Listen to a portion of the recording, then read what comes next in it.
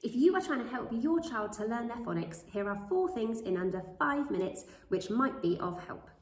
Firstly, we need to say the sounds correctly. The sounds are known as phonemes. We might have been taught to say things like a, b, k, m, s. We call that schwa, which means adding that sound on the end of a letter.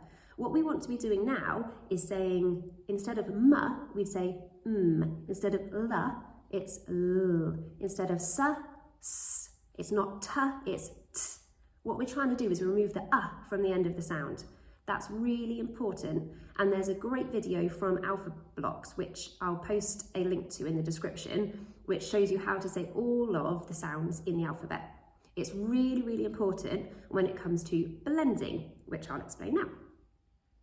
Blending is very simply merging those phonemes, those sounds, into a word.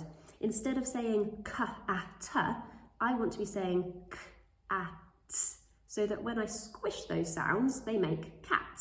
Listen again, it's not k, a, t, which would be k, a, t as a word, it's k, a, t, which is cat. Or the word man, it's not m, a, n, ma'ana, it's m, a, n, so that when I squish it, I get m, an, man. That is blending, and that's why pronouncing the phonemes without schwa is really important. Number 3. Phonemes or sounds can be made up of more than one letter. Some letters work together with others to produce a different sound. If we have 2 letters, we call it a digraph. If it's 3, we call it a trigraph. We might have things like I, as in night, air, as in chair, oi, as in boy. If we split those letters, y wouldn't say oi on its own, but together they do. So children would learn as they progress through these phases that they work in partnership. These particular ones are called split vowel digraphs. When I was a child, I was taught them as magic-y. It's where the E at the end would change the vowel sound. So instead of slid, it's slide.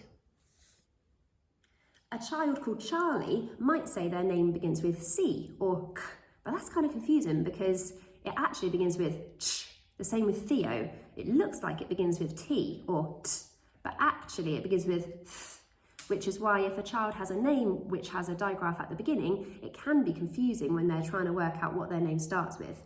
You might not necessarily want to say, my name begins with ch or with th, but if you're talking from a phonics point of view, that does make a lot more sense.